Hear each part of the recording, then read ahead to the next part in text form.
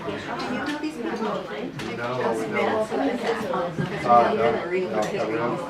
afternoon. My name is Alfredo Artiles. I'm the Lee L. Jacks Professor of Education and Director of the Research Institute at CCSRE. I would like to extend all of you a warm welcome to our center. We're hosting a hybrid event today, and we're grateful for your presence at this venue. Before we begin the event, we would like to take a moment to acknowledge that Stanford sits on the ancestral land of the Mi'kmaq Ohlone tribe. This land was and continues to be of great importance to the Ohlone people. Consistent with our values of community and inclusion, we have a responsibility to acknowledge, honor, and make visible the university's relationship to Native people. We're thrilled to continue building on 25 years of excellence on race and ethnicity research at CCSRE. Today's event is part of our faculty seminar series, which features new scholarship by Stanford faculty and guests. We're pleased to welcome you to our last seminar series event of the academic year.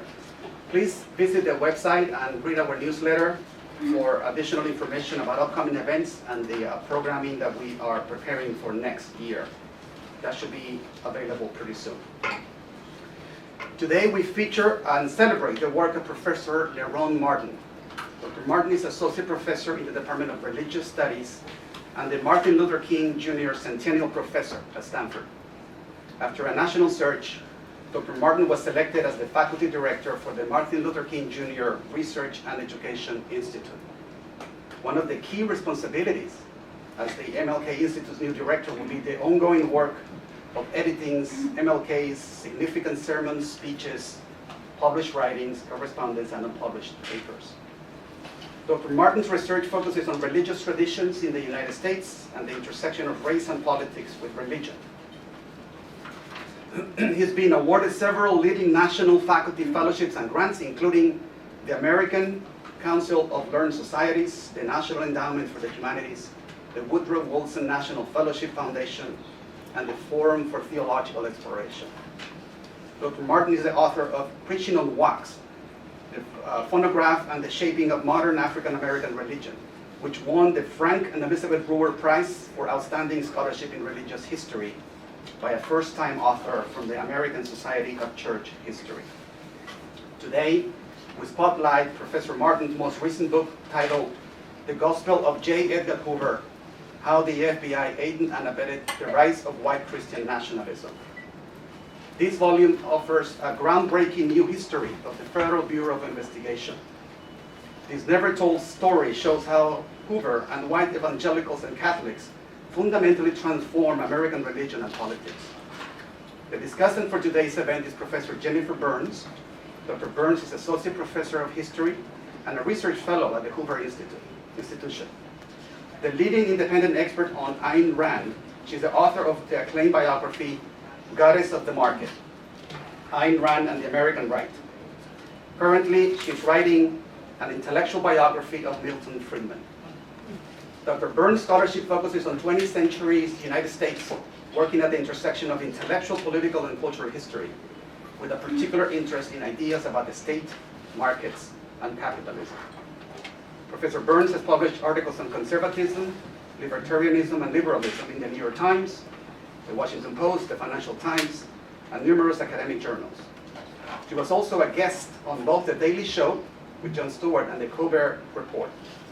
Her writings and podcasts are available on iTunes and at jenniferburns.org. In a moment, Lerone will join us to offer an overview of his book, then be joined by Jennifer for a discussion. We invite you to participate in the conversation using the chat function if you're online to ask your questions. We'll read those out when we get to the Q&A portion of the event. And with that, I'd like to welcome Professor Lerone Martin.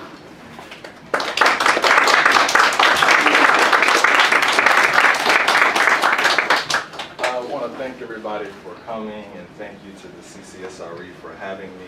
Really thankful to be here, and thankful to Jennifer for taking the time out of her schedule. I'm really excited to have a conversation with Jennifer as a leading scholar in American conservatism, so I'm really excited about that. And thankful to see so many friends and students here. My colleague Paul shared with me that the food is outstanding, so the pressure's off. We've all had some good food. Maybe the folks on Zoom won't have that pleasure, but at least for those of you in the room, the food has made it worth the price of admission. So I'll get started and give you an overview of this research I'm working on, and then we'll have a time for conversation. I'll just say really quickly before I also get started, right as the conversation ends, I have class at 1:30. So after the conversation at 1:30, I'm going to rush off to class.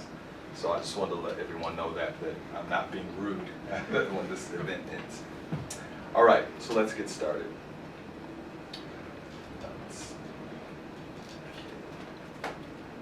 Try to get the slides to advance here. Okay, there we go. On a Sunday morning in 1966, Capitol Hill Methodist Church dedicated a stained glass window to J. Edgar Hoover, the director of the FBI.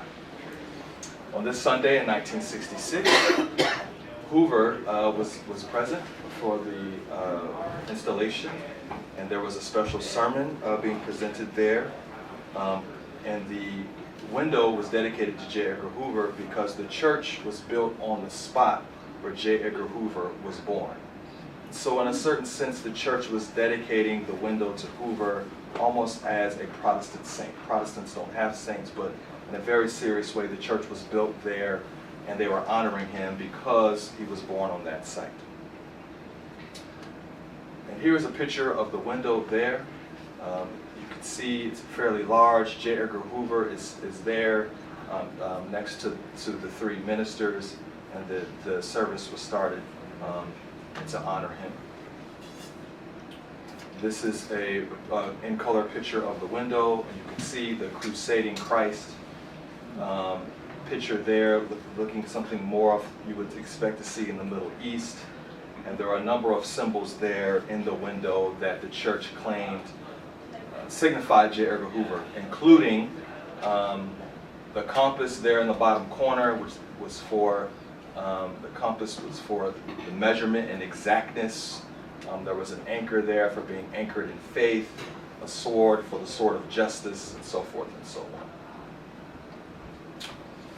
There was a plaque placed next to the window in the church. It says, "Statesmanship through the Christian Virtues, the J. Edgar Hoover Window." This window was dedicated on June 26, 1966 to J. Edgar Hoover, Director of the Federal Bureau of Investigation, who was born on this site on January 1st, 1895. For those of you who are interested in the economics around the question around evangelicalism, you see the donors there are listed as well, of Youngstown, Ohio. And then outside of the church, there is a plaque that says the same thing that was placed there. You see J. Edgar Hoover there with the ministers, as well as the Senate chaplain there to honor the FBI director in the window, and with the plaque that sits outside of the window.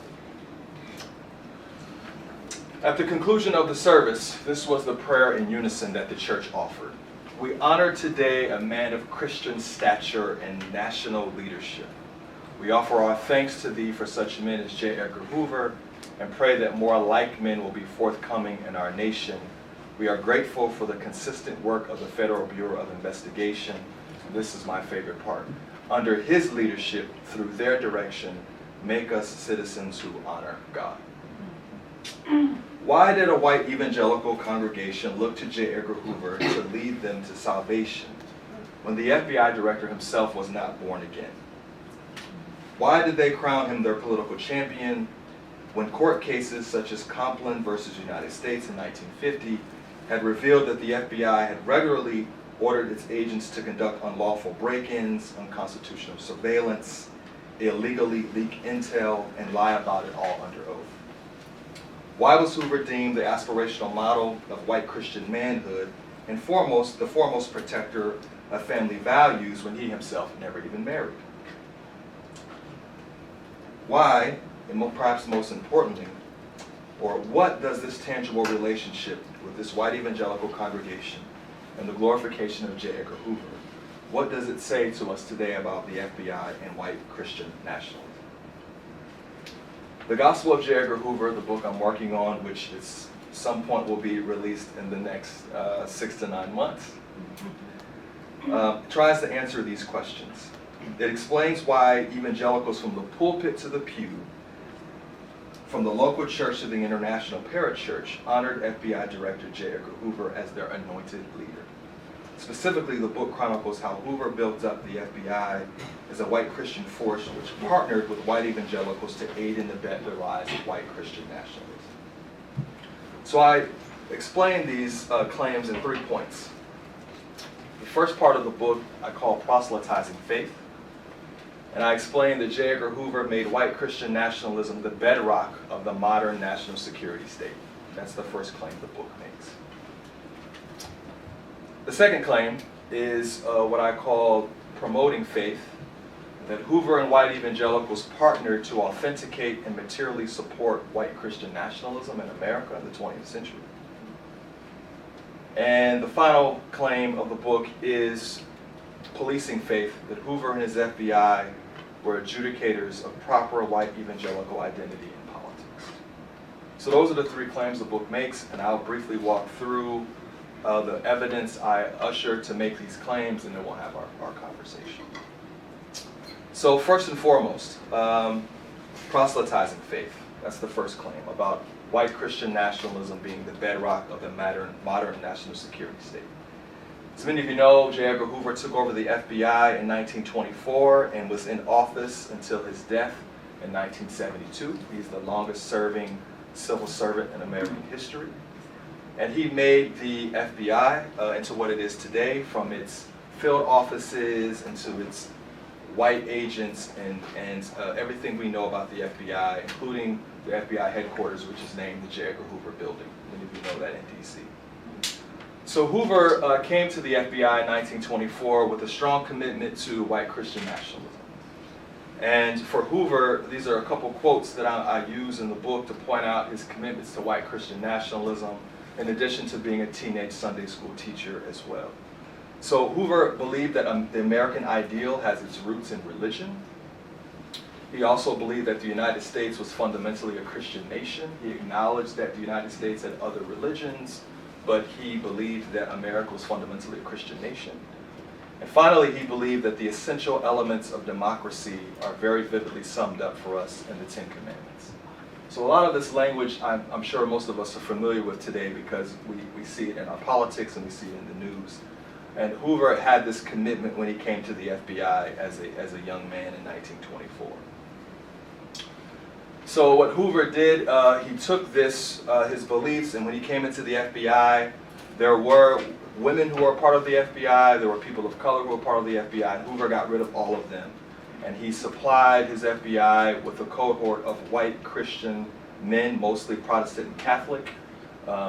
This is a picture of them from National Geographic magazine. This is his executive team there looking on, and this is the FBI that Hoover made. One of the core components that Hoover made in this FBI was a pledge.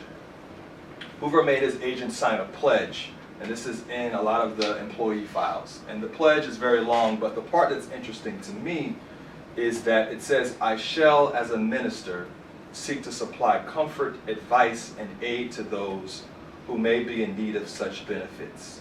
As a soldier, I so wage vigorous warfare against the enemies of my country and of its laws and principles." So as agents came into the FBI to sign this pledge, it was sent also across the nation to other law enforcement officers. Hoover was trying to shape his men into believing themselves and seeing themselves as ministers first and foremost, and also as soldiers to wage vigorous warfare against the enemies of the country. And one way Hoover did that was by having his agents go through spiritual exercises. So part of what FBI agents did was they had an annual spiritual exercise retreat, followed after St. Ignatius of Loyola. Some of you may know that name. St. Ignatius became a saint within the Catholic tradition. He was a soldier and he was wounded during war and was in a cave at Manresa in modern days, what now we would call Spain, and committed his life to Christ and decided to be a soldier for Christ. And so Hoover really appreciated that model. Although he was Protestant, he appreciated this model of the Catholic warring soldier, and so he tried to instill that into his FBI agents. So here's a copy of part of the spiritual retreats, part of the FBI file that I found, and it details the spiritual retreats. This is a flyer. As you can see, every section of the FBI, identification, inspection, administration, records, etc., domestic intelligence, they all had a retreat captain, and they were responsible for signing people up for the spiritual retreat. You see the little form at the bottom that you would, reminds me of the permission slips when I was a child for field trips. You could write your name on the bottom there and rip it off and tear it in, turn it in to say that you would be going to these retreats. Now, these retreats were not required at all, of course, but we all know how culture works in institutions. If you wanted to be promoted within the FBI, it would behoove you to go to these retreats. And so most of the men went, and they also had another event that they had every year for FBI agents. It was called the FBI Mass and Communion Breakfast for FBI employees, their relatives, and friends, where it would be instilled in FBI agents that they are part of an FBI family, which was a Christian family that was, again, a soldier as well as ministers. And the FBI Mass and Communion Breakfast was held every year, and it included not just FBI employees, but relatives and friends as well. And it traveled throughout the DC area to have these worship services. Hoover typically offered an address at these services, and this is one of them, a copy that was found in the FBI file that I'll just read, just so you can get a sense of the kind of messages FBI agents were receiving from their boss and their family and friends. It is a pleasure to extend best wishes on the occasion of the 15th annual FBI Mass and Communion Breakfast. In these days, when a large number of our citizens are completely engrossed in the material things of life, it is a source of deep pride to know that so many men and women of the FBI, their families and friends, gathered each year in this now traditional manifestation of their faith in God. Belief in God and His teachings is vital in the fight we daily wage against the insidious forces seeking to engulf us. Without this belief, crime would soon be rampant. Without it, communistic atheism would rob us of our spiritual existence. Let us mold our lives in His image and likeness and strive to uphold the Christian ideals upon which this great nation was founded. So you see the kind of message that Hoover is instilling in his agents, and the kind of ideas in their families, that they are fighting for God and they're on the side of God, and individuals who don't believe in the same manner are enemies of either of materialism or atheistic communism. And so agents are getting an idea that the modern FBI is working with God and for God. Finally, the FBI also they couldn't leave the Protestants out. There was a great deal of a whisper campaign that maybe Hoover was Catholic himself, and so there was a great deal of concern about these spiritual exercises.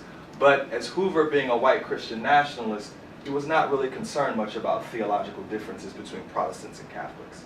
He was more interested in the way that faith could shape a kind of Americanism. But because of the whisper campaign, he also started Protestant worship services, which were held at the National Presbyterian Church, but also traveled around as well. And this worship bulletin is fascinating, right? Because when you go to a church or a faith community, you get a worship bulletin. Normally there's a Christian insignia on there. There's like, I don't know, maybe a cross, right? But this, you see the Department of Justice FBI insignia is on the worship bulletin. And instead of the words of Christ, which we would normally see in a worship bulletin, there's a quote from Edgar Hoover there. And so these FBI worship services again placed Hoover as a spiritual authority, religious authority, and his agents as working with God. And so this was a central part of making up the modern FBI. And so that's the first claim about how the FBI aids and abets this kind of this Christian nationalism by making Christian nationalism such an important aspect of the making of the modern FBI. This was a quote I found from a retired FBI agent that really helped to sum up the whole section of the book by saying the FBI, the Bureau. So part 2, promoting faith. This is the section of the book where I point out how Hoover connected with white evangelicals to partner and authenticate, materially support white Christian nationalism. A lot of the research has talked about mainline Protestants and how mainline Protestants had access to power, and that is true. White evangelicals were on the outside, but one way that they got into the halls of power was through the FBI and by connecting with the FBI. And that started with this gentleman here, who was a PhD graduate from my former place of employment, Washington University in St. Louis, who I kind of stumbled upon. He had a PhD in classics, and he ended up, ironically, somehow being attracted to the FBI after gaining a PhD. And he became very valuable to the FBI. He wanted to do investigative work, but they told him that he was more valuable as a writer. And so he worked in the FBI, and he wrote books for J. Edgar Hoover. He wrote Hoover's book, Masters of Deceit, which was a book about how to fight communism in America. He is the author of this book, and he used his training as a scholar to write the book. And white evangelicals loved it because it said that the only way to fight communism was for America to go back to its Christian roots. And as a result of that, Christianity Today decided that Hoover should be one of their contributors because of how much they enjoyed the writing. And so this is one of the essays you see is highlighted on the cover of Christianity Today, which is was and still is, considers itself the intellectual mainframe of white evangelicalism, and Hoover became a regular contributor to the magazine. And what makes this his contributions, as he started writing one essay a year, is that the FBI decided to take these essays and begin distributing them. And you see, so you have a Christianity Today article that's distributed to the public, but stamped with the United States Department of Justice, Federal Bureau of Investigation. So this does two things, right? First of all, it allows the FBI at taxpayers' expense to distribute Hoover's religious views to the public as the kind of Department of Justice official views of the role of religion in America. And then at the bottom there you say it's reprinted from Christianity Today. This also sends a message about Christianity Today and white evangelicalism is indeed the authentic expression of faith in America, the proper faith in America. That the FBI director is endorsing Christianity Today and its views, and these documents are distributed throughout the country and given to FBI headquarters, and as well as anyone who would write the FBI for reprints. So what happens in the course of that is that evangelical ministers start to quote Hoover's writings from Christianity Today. This is the famous evangelical preacher Billy Graham, who in some of his sermons like The Lost Frontier, even at the Presidential Prayer Breakfast, and in his television and radio broadcast, The Hour of Decision, begins quoting the essays from Christianity Today that are written by J. Edgar Hoover. And so you start to see how Hoover's words get into evangelical pulpits and evangelical circles as the authentic expression of Christian America. And also what happens during this process is that people begin writing into Hoover and telling him about their study groups and how they start using his essays. So here's just a couple quotes from the book. This is a minister from Atlanta who writes to Hoover in 1962. "Yesterday morning I preached on guidelines for a civilization in peril from your essay in Christianity Today." So ministers just begin preaching Hoover's words from the pulpit. Another example of this is another Christian wrote in and said, "Mr. Hoover, our minister always uses a scriptural text, but this Sunday he used your article instead.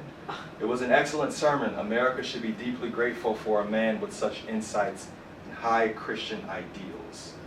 So this is just some examples of how Hoover's words and sermons end up penetrating within the American discourse and ideas about proper religion and politics. And then religious groups even start producing tracts, gospel tracts, named after J. Edgar Hoover. This is from the Assemblies of God, the largest white Pentecostal denomination. They start distributing gospel tracts about J. Edgar Hoover's faith and how Americans should follow J. Edgar Hoover. So he becomes an extremely important person within evangelical life. Finally, Hoover and his FBI were adjudicators of evangelical identity and true faith and allegiance. Hoover starts receiving letters from people who start asking him questions about their faith, where they should go worship, who's a good Christian and who's not. So here's one letter. Dear Mr. Hoover, I would like any information on the two religious or evangelistic associations. One is the Billy Graham Evangelistic Association, and the other is the Oral Roberts Crusade.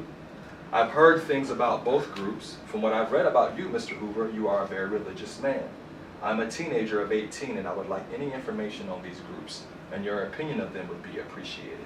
Thank you for your time and any help. So you see how, I mean, you can't imagine today writing Christopher Wray, who's director of the FBI, about where you should go worship, or if Professor Martin is a good patriotic person. But this is where the power that J. Edgar Hoover had in white evangelical circles at the time, because of his essays and his power of the FBI to determine who was a citizen, who was appropriate, who wasn't appropriate. So you see the power that Hoover has. I make a claim in the book that people have argued that Billy Graham was America's pastor, so I sort of toy with that and say maybe J. Edgar Hoover should be considered America's bishop, because of the way that people are asking him for permission and his opinion on religion and politics. Here's one letter from a woman from Miss Joyce Carter. She said, Goldwater, Billy Graham, and everybody or group that wishes to runs a daily column in newspapers nowadays. Christians are getting to the point where they fight amongst themselves so much it is sometimes difficult to know who to believe. There just isn't anyone all different church groups would believe, as well as Republicans or Democrats, except the FBI. I don't believe some folks will believe anything unless it's from the FBI. So this is just an example of people, and FBI files are filled with letters of this that I was able to turn up, and to just point out the role that Hoover played within American religion and politics, and seeing America as a Christian nation. Finally, I point out the way that Hoover connected with ministers to discredit Martin Luther King Jr. as a part of his role as being the arbiter of all things religion and politics. He connected with this gentleman whose name is Elder Lightfoot Solomon Mashaw, who was the first minister in America, black or white, to have his own television show. He began broadcasting in 1947.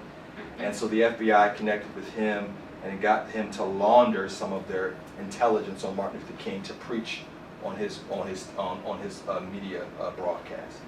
So Hoover was very sweet on this individual because of his belief as America being a Christian nation and anti-communist. So Hoover wrote him a note and said, whenever I am home, I always endeavor to follow you on television. And I think you're making a very fine contribution. So if you got a letter like that from the FBI and you're a minister, you probably would keep doing what you're doing if you received a note like this. And so he began to partner with the FBI to turn against Martin Luther King. So let me rush on to the end.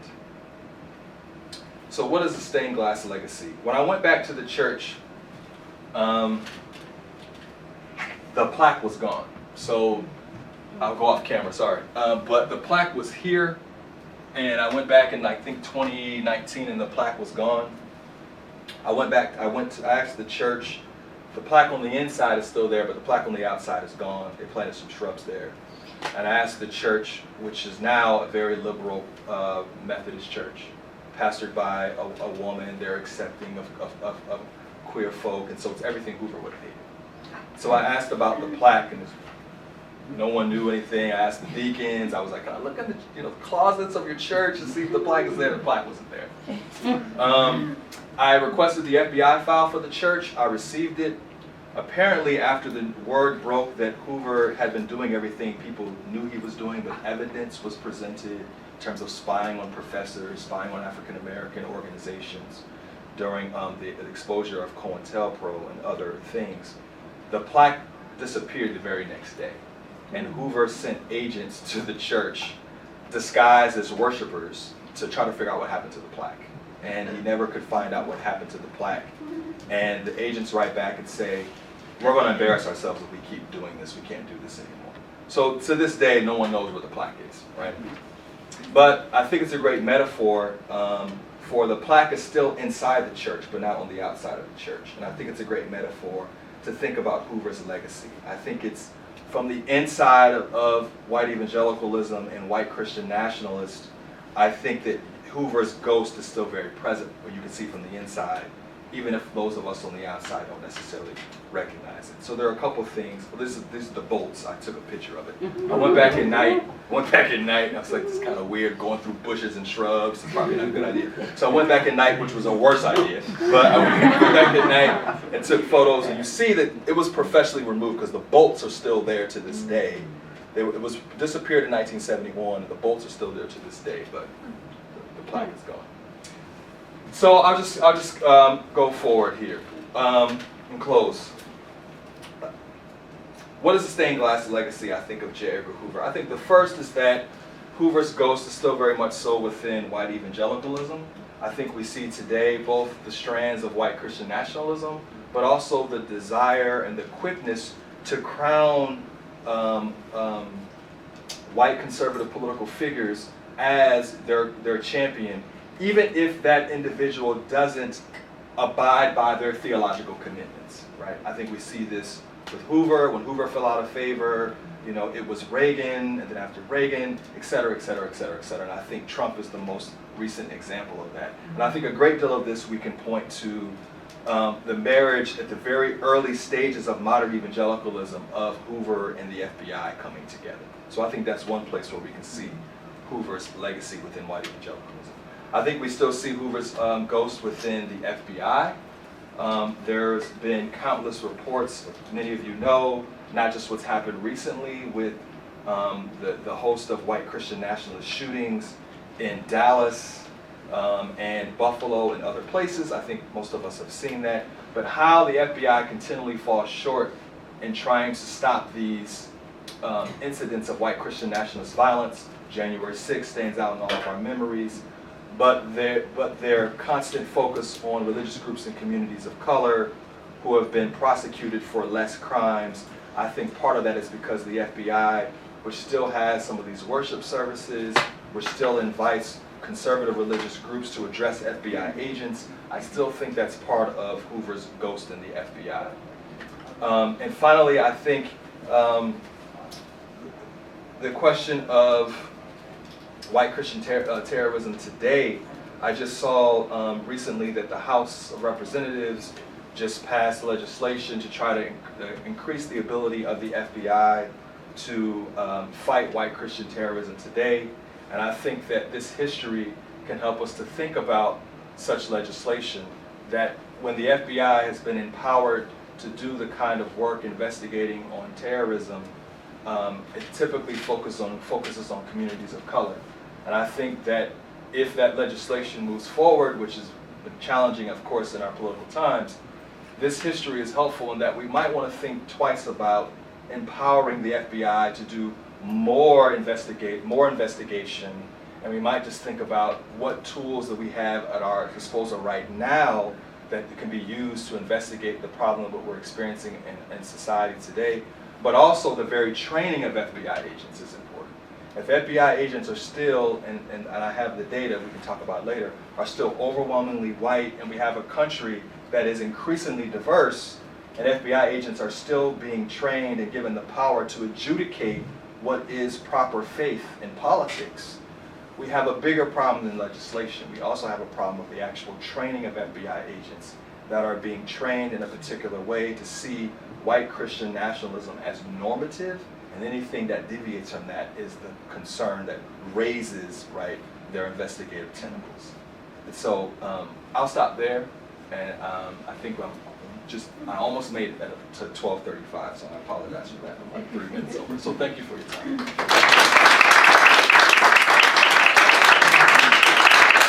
We invite Jennifer and Lerone to have a conversation about the discussion of the book.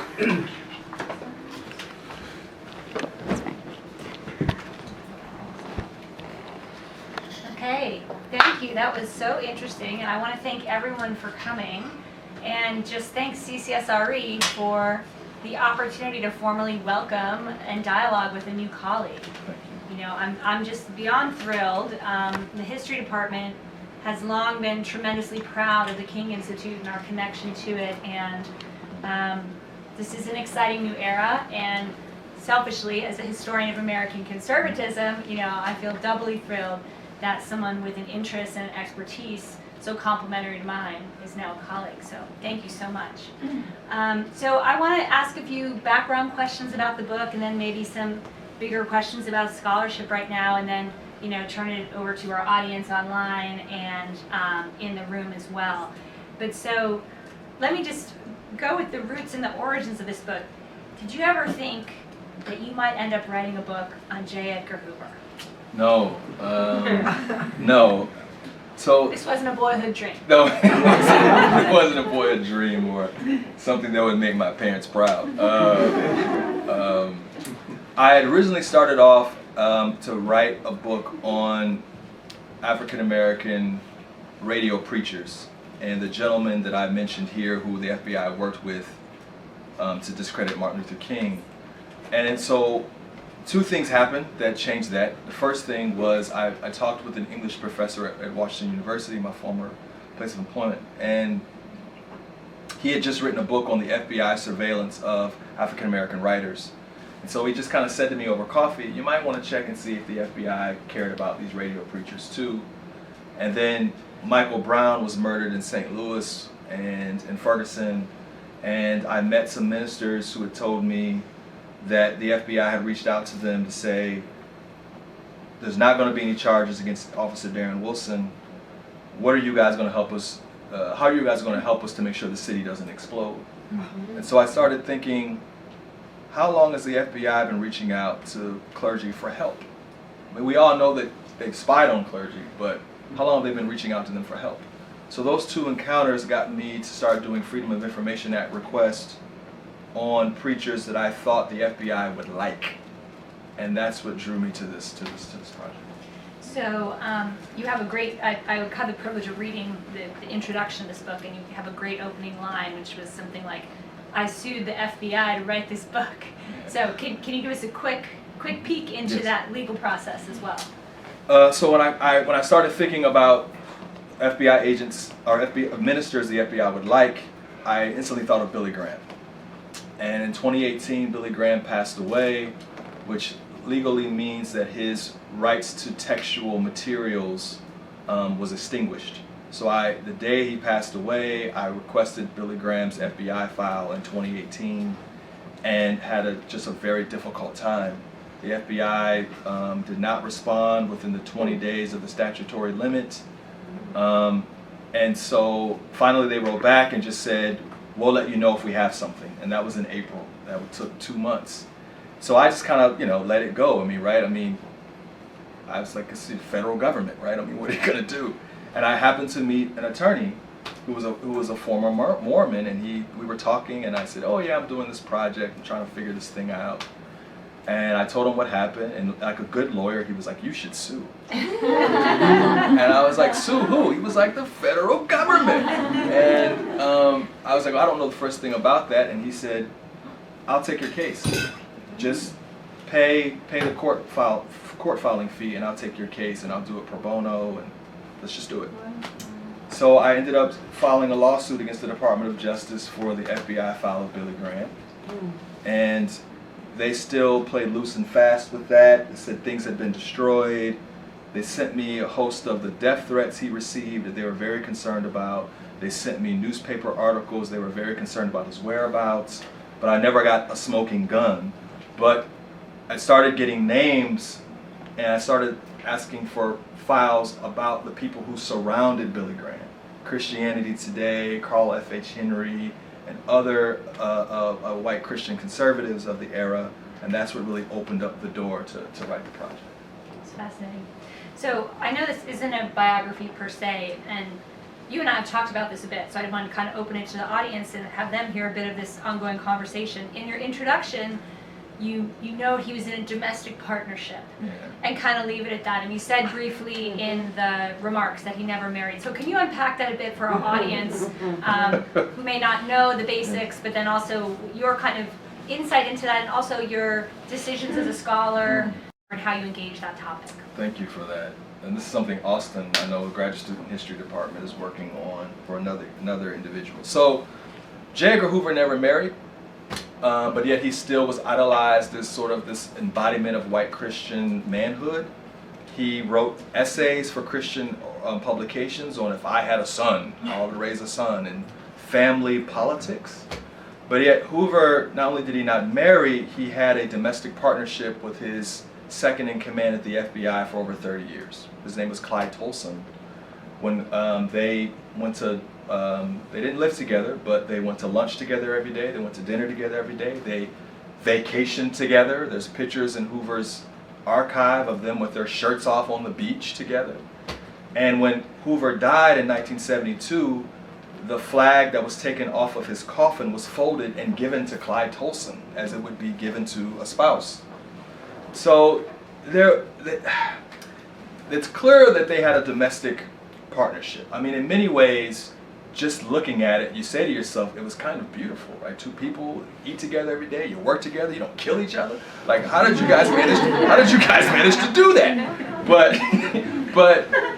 But it's also interesting the way that his masculinity was still framed to be useful for the movement. Now, what I decided to do in the book was just to be descriptive. As I just said to you, I just described their relationship. I didn't feel it was necessary, and I got great advice from scholars in the broader field, that it's best just to be descriptive. Whether or not they actually were sexually intimate is kind of beyond the point. What matters is that they were domestic partners, and so I just described their relationship. There was rumors and buzz in the FBI that sometimes the agents would say it was J. Edna. They would jokingly say that about him. There's one book by Anthony Summers that claims that Hoover dressed in women's clothes, but that claim has never been substantiated, so I've just decided to just keep it at the descriptive level. And yet somehow we see, despite the fact that he did embody the kind of moral commitments that white evangelicals claim, his masculinity and power was still so important to the movement that was just overlooked. Yeah, that's really fascinating.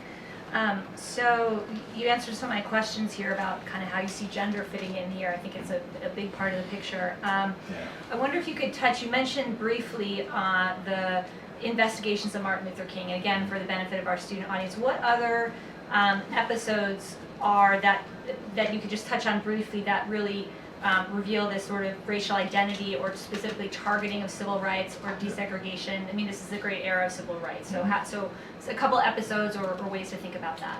Yeah, one thing I would just say at the level of hiring, Hoover would refuse to hire African-American FBI agents, and he would always claim that they never amounted up to the qualifications.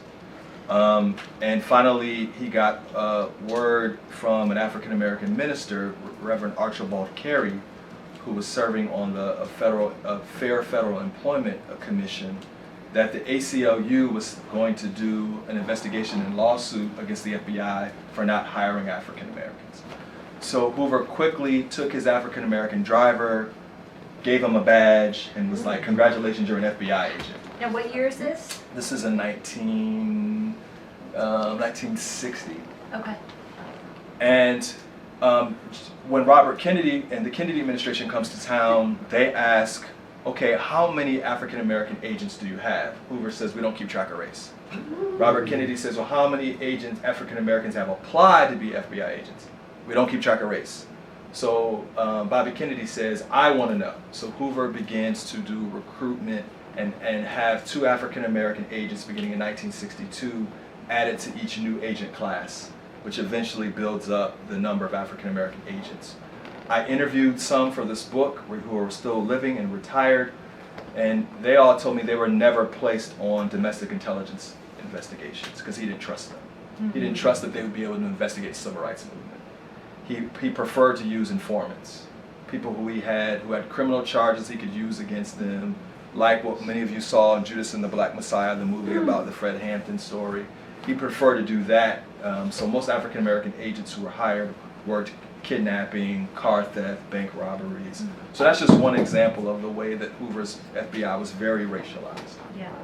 So thinking just kind of about the broader scholarship, American religious history, one thing when I'm working with students and reading the history of the rise of religious right, and they start talking about evangelicals, I'm always like, these are white evangelicals. We have to put that modifier in there. And I notice you doing that very deliberately in a way that is not, to my mind, widespread in the literature. So I wonder, do you see that changing? Can you say a little bit about that?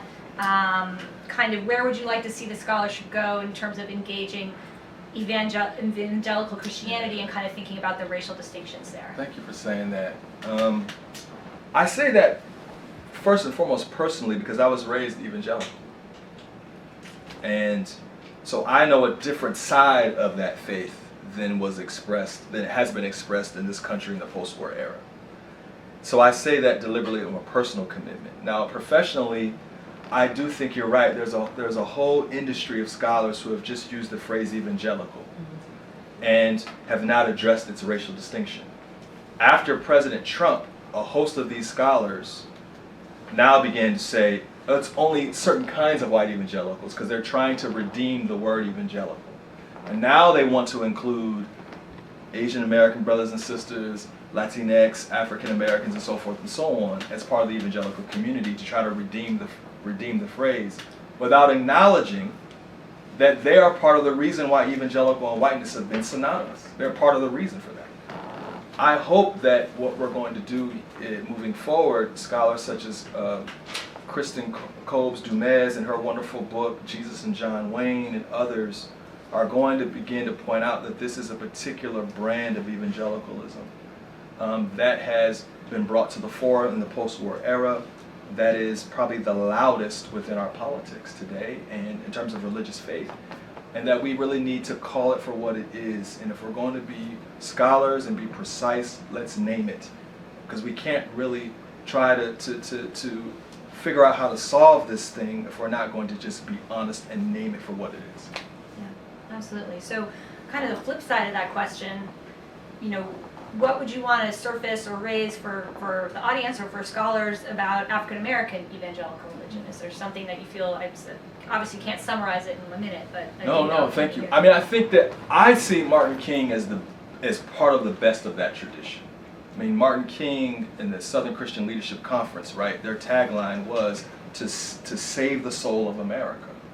I mean, and that, I feel like that tradition of evangelical faith in this country, especially for our students, has lost. I think when our students think about religion and politics, they think of Jerry Falwell, they think of Pat Robertson, they think of Jerry Falwell Jr., all these names that are not invested in expanding the notion of who counts in this country as human beings and citizens. And I think Martin King is a good example of a black evangelical faith that believes personal commitment with the divine is important, but also making sure that people have an opportunity to actually live and be in this country and be considered citizens and be able to flourish. And so I think that part of the faith, I feel that Martin King represents the best of that tradition. He's not alone, but I say that just as someone who's involved in the MLK Institute. Yeah. So one other thing I noticed about your work is that it seems like Hoover and the FBI are a sort of site of ecumenical convergence between Catholic and Protestant, and we're used to thinking of this story as sort of a late 70s thing when the threat of secular humanism and especially around the politics of abortion, there's kind of a convergence and a coming together that also includes more conservative Jews as well. So say a little more about that. Do you think we've got the timeline wrong? Is it happening earlier? How far would you want to take what you've uncovered here? So this is why doing these events are tough, because people are smart, say things like this, and you're thinking like, I need to add that. Yes. So I do want to I do think that we could push the time back. And I mentioned this briefly at the end of the book, that Hoover's FBI offers a model of ecumenicalism where Protestants and Catholics are working together for a common goal. And I think that, as you said, we're used to thinking about people like Newt Gingrich and others in the 70s and the abortion debate that is still with us today. We're used to thinking of that as the glue, but I think that the FBI can be seen as one organization that shows Protestants and Catholics can go to spiritual retreats together. They're unified within this organization to work for a common goal. And I think that Hoover provides that. And because of his white Christian nationalism, he's not all that concerned about theology. That he thinks that's kind of a distraction. Yeah. He thinks that what's important is American identity, whiteness, maintaining the status quo. That's what matters. How you get there theologically doesn't really matter to him as much as being focused on the goal. And he shows that by having Protestants participating in these Catholic rituals. Yeah, it's super, super interesting. So another thing I've noticed in reading the scholarship on the emergence of the religious right is you'll see very early this very strong anti-statism. Some of it clearly inflected with discomfort with civil rights. Some of it just sort of the folks stay out of my community and out of my way. So you've got that kind of tradition, and then you've got this story of the use and deployment of the very powerful state. So one way to look at this is say this is just hypocritical and contradictory. But so I just want to invite you, is there another way to kind of understand this evangelical mindset or context where we could understand how these two really contradictory impulses might fit together or at least be compatible? Thank you. I think I borrow on this phrase from a scholar whose name escapes me right now, but it's a anti-statism statism. In other words, that they're anti-state when the state, they see the state as putting forth policy and legislation that goes against their moral commitments. But they're committed to the state as an apparatus that can help to shape the American state towards their moral commitments. So it's kind of thinking about the state is good as long as statecraft is soulcraft. As long as they see the state engaging in policies that they believe will shape individual souls to be better citizens, to be more moral, to be more virtuous, it's fine. But when the state comes along and puts policies that they believe are going to cause people to be immoral, to engage in behaviors that go against patriotism, then they become anti-state. And Hoover's a great place for that because his entire power is predicated upon the buildup of New Deal liberalism. He gets empowered by Franklin Delano Roosevelt to not just investigate crimes, but in 1939 that the FBI becomes the organization for domestic intelligence. And so he owes his power to the buildup of New Deal liberalism. But yet he doesn't like some of the New Deal liberalism that comes out in terms of state apparatus as it relates to shaping the economy, as it relates to social policy. So he's a great person to see this kind of these two forces in tension. Yeah, I mean, this is just a really vital history. I think, we see some of these same impulses maybe have been quiescent and are coming out much more strongly. So it's just going to be such an indispensable guide to our present moment. I could yammer on all day. I want to open up to the audience. And did we have any questions coming in online we should turn to? Not yet. So Okay, well, those of you out there virtually, send them in. And I think we'll just open the floor. Anyone want to jump in, comment, question? You mentioned that the FBI still has these worship services. Did I hear that correctly? The last time I was able to check, the FBI file ends on these Protestant worship services in the 80s. And it's with the General Counsel of the Department of Justice saying, it's not good to be using tax dollars to do this anymore. There's concerns about separation of church and state. And the FBI fights back and says, well, this is for morale. Because they invite Pat Robertson in the 80s to come and speak twice. And the General Counsel says, well, look, if it were refreshments or a sound system, that'd be fine, but not Protestant worship services. So the file ends with that, but they advise them to still take up collections from agents independently to do worship services. And then NPR in 2016 revealed that they actually had the Westboro Baptist Church come and address new agents. It was leaked that the Westboro, and those of you who don't know, Westboro Baptist Church is a small but very loud community that is anti-gay, anti-racial equality. They picket the funerals of soldiers with signs that says, "God laughs at your dead." I mean, they're a really right-wing, extreme religious group, and they were invited to address new agents in the FBI. The FBI responded by saying, "We wanted our agents to get an up-close look at religious extremists." But you say to yourself, you're the FBI. You can surveil, you surveil anybody you want. You don't have to invite them to come address agents to get a close look. So at least in 2015, this will certainly happen. Now, I think my stance is, if FBI agents want to get together and worship, that is fine. I think the problem is when it becomes a part of the official training, then it becomes a part of the process of promotion and the process of cultivating within the FBI certain normative ideas about religion and politics. That's when it becomes a problem. But if FBI agents want to worship, that's fine. It's freedom of worship in this country. But I think that's the problem when it becomes a part of the training.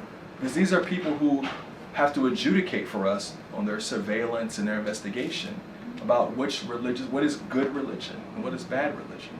And they're starting from a normative place that is very narrow, to say the least. Just to add to that, maybe they've had to give that up, but my colleague in psychology, Jennifer Eberhardt, she has a book, Bias, that talks about the role of bias in all aspects of our life. She was invited by the FBI for almost a week to give a whole series of talks. So they're definitely trying to present another perspective, but what she noticed in the time in the complex, she went from one group to another, is that Fox News was on throughout, and she was there for a number of days, and there was no changing of the channel to CNN or MSNBC or whatever. So it's just another practice that continues the linking of the ideas. It's fascinating. And the building's still named after Hoover, right? Still J. Edgar Hoover building. And the one thing I'll add to that is that Janet Reitman, who writes for the New York Times and is their national security person, she did this long story on African American FBI agent. It's called I Help Destroy People. It's a fascinating story. But he tells the story of pilfering FBI documents because he sees the racism's going on in the FBI and pilfers them and gives them to the Intercept. He eventually is caught, serves time in prison.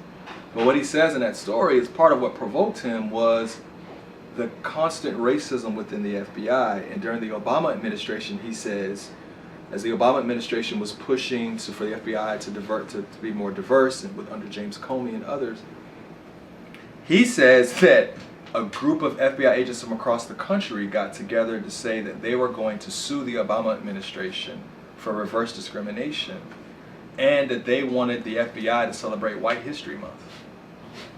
So, that type of rhetoric, Tucker Carlson says that type of stuff, right? And so it's fascinating. If that's being blasted from, that makes sense, unfortunately. Thank you, Lerone, for a wonderful talk. Looking forward to reading that book in the next 8 or 9 months, or sometimes it takes a little longer. By the way, the prayer on that plaque, yes, that there be more J. Edgar Hoovers in the future, that came to pass, right? That's a great point. There were a lot of them, as we know. Here's the question, though, and Jennifer might weigh in on this too. So, is there evidence from, let's say, the 40s and 50s, but especially into the 60s, coming from anyone in Congress is saying, wait a minute, J. Edgar, you're doing something that really is problematic here? And the flip side, were there people in Congress saying, this is wonderful stuff you're doing for the FBI and for the nation? So in any of the records, are you getting any of that kind of chatter that's coming from Congress? It's a great question. Please weigh in if you want. Usually, anybody who the FBI suspected in Congress was going to vote against appropriations or speak out against them, normally Hoover would try his best to extort them. So there is evidence of congressmen who an FBI agent shows up and says, literally, we found these pictures of your wife doing X, Y, and Z. We just thought you should know, because we're looking out for you. So Hoover would usually extort congressmen who he felt were going to vote against appropriations or give him problems. There were people finally, by the time we get to the second ordinary citizen professor, no relation, who led a group of folks who broke into an FBI building in Media, Pennsylvania, who pilfered a bunch of documents, which helped us to learn about COINTELPRO. By the time that comes around in the 70s, this is when everybody jumps on the bandwagon and says, oh, J. Edgar Hoover's a horrible human being, and we've got to investigate it, he dies, and they start the Senate Intelligence Committee. But by that time, the damage has been done. And most of these individuals have known what he was doing, including the Kennedys, but never stepped in to stop him because he had so much power. And most presidents enjoyed the fact that they had someone who was willing to do the kind of dirt that they wanted him to do. So Kennedy, Johnson, Truman didn't like him, but Truman recognized that he was useful. So most presidents knew that he was doing stuff he shouldn't be doing, but they didn't stop him. The last thing I'll say is, even in Truman's diary, he says the FBI is trending towards the FBI is trending towards the Gestapo. We don't want any Gestapo in America. Truman knows this. He puts it in his diary, but he doesn't do anything to really rail him in. The only thing that Truman does is he brings about the CIA, where he says, okay, FBI, domestic intelligence, CIA, international. That was his one way to try to bring Hoover in a little bit, but there's not much evidence of people who spoke out were silenced.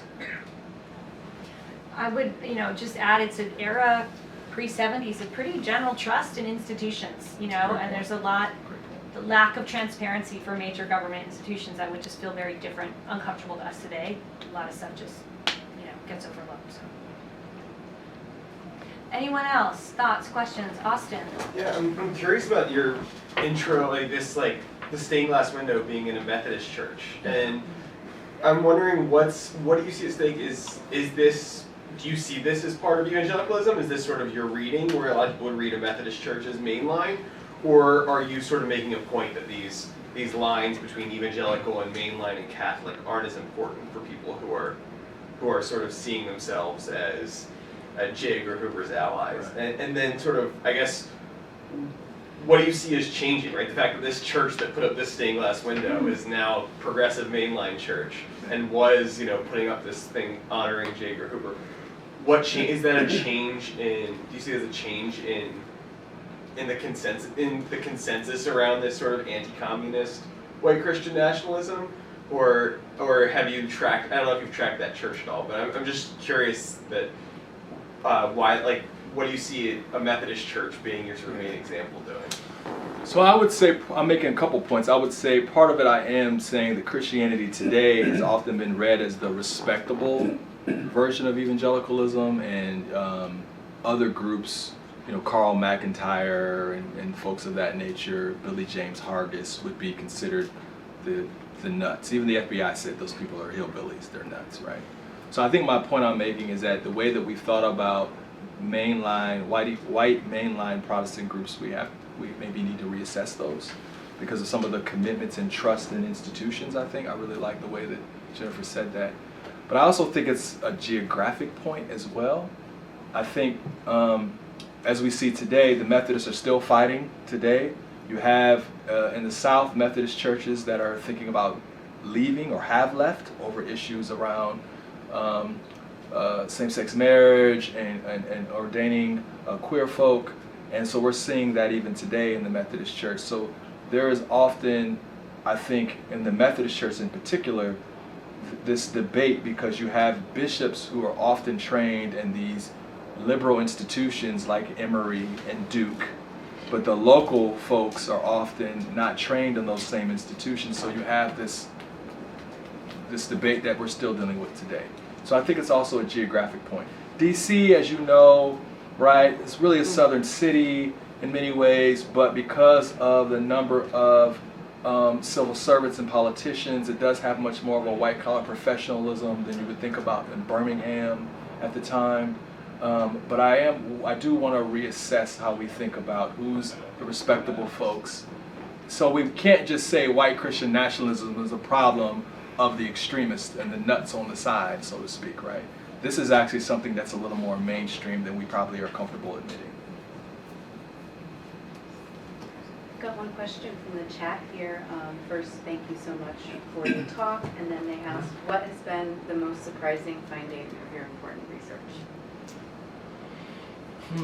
I think just how attuned the FBI was to religious politics. I think I was just so, when Christianity Today comes and says we want Hoover to write for us, his agents say to him, you know, this could be really useful for us. Like if you do this, your words are going to be preached in pulpits across the country. And they were right. I think that's what surprised me. They were so smart about how to use propaganda and how attuned they were to the role of white evangelical faith communities. I think that's what surprises me. And just the relationship between the two. Because of COVID, I'm now just getting some files that I requested that I just gave up on. And I'm just surprised at some of the things that I get, like Youth for Christ, for example, which is an evangelical missionary group. They have a 300-page FBI file that I haven't read yet, but I'm sure it's going to be similar to what I presented today. It's going to be, hey, how can we work together? So it's just, I think that's what surprises. Thank you again for your fascinating talk. I'm interested I'm intrigued by Hoover's inspiration from the St. Ignatius of Loyola, particularly because of the legacy that Loyola gave to the Jesuit tradition and a commitment to social justice. Yes. And I know Hoover wasn't interested in theology, but did he ever wrestle with the contradiction of his anti-diversity conservative agenda and the ideals coming from that tradition? He has this quote he gave in 1942 where he says, if we put more emphasis on the gospel of salvation, social justice would come about. So I think he felt what was most important was putting emphasis on individual moral commitments, and then that would then produce social justice. He never really has much issue because the American Jesuits are very much so caught up in anti-communism at the time. And so he doesn't really have any issue in the United States because the American Jesuits are going along with it. They're presenting him with awards. He was giving the Sword of Loyola, Chicago Loyola, University of Chicago Loyola. He was praised by American Jesuits. Of course, the Berrigan brothers, who are, many of you know, are priests who were anti-draft, anti-Vietnam, they give him problems. And Philip Berrigan is the first priest to be on the FBI most wanted list. But when that happens, American Jesuit priests write to Hoover and say, that guy's he's not like the rest of us. Like, don't think that the Berrigan brothers, they don't speak for us. They're Jesuits, but they're not like us. So for the most part, he doesn't have a lot of pushback.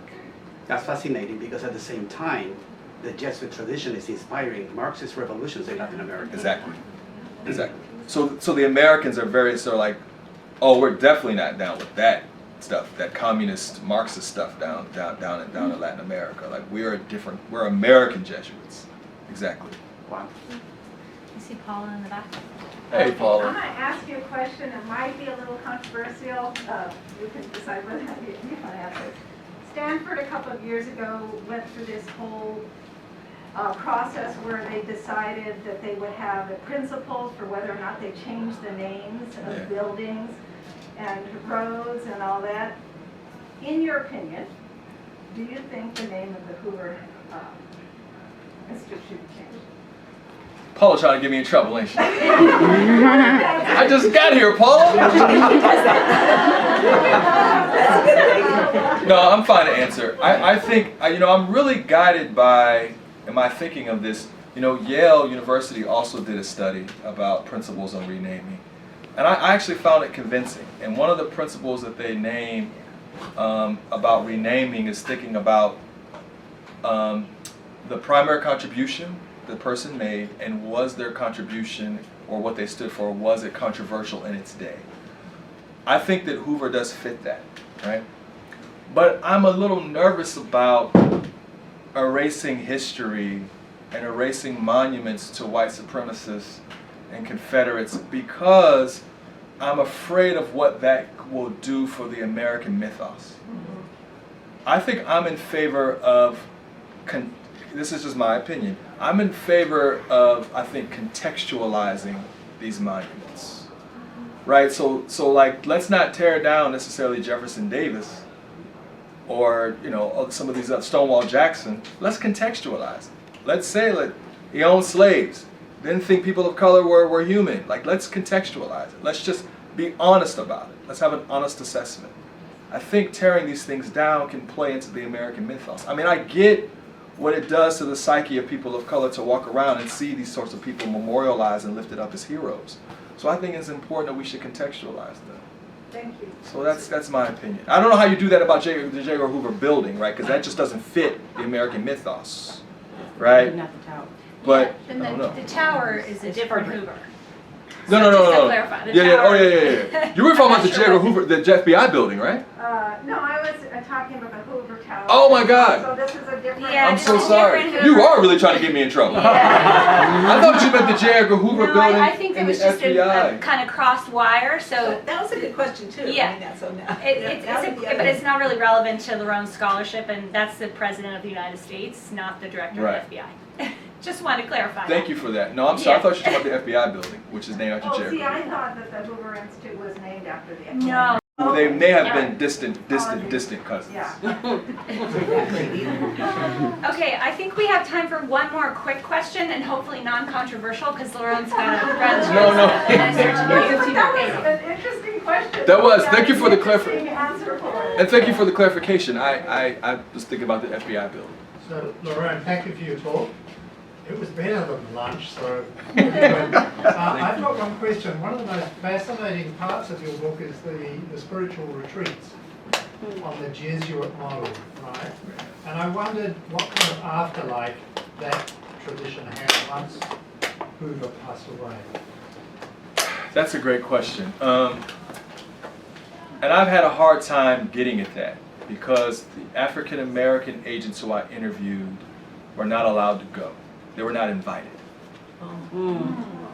So I actually told, and I think I shared this with you, Paul.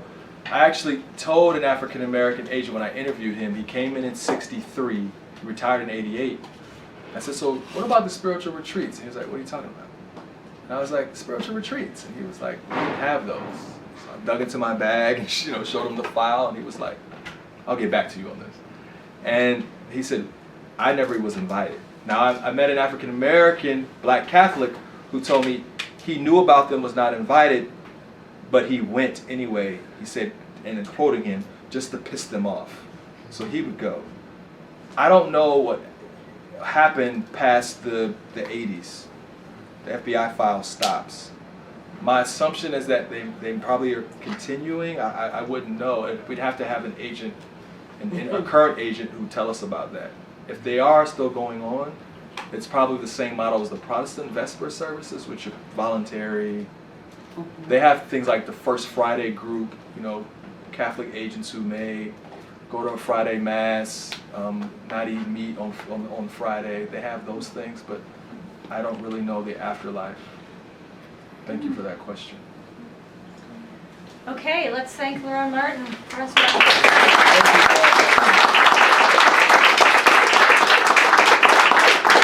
Thank you again for a timely and brilliant discussion. Thank We you for- appreciate it. We look forward to reading the book. And we look forward to welcoming everybody to our future events and activities. So thank you for coming today.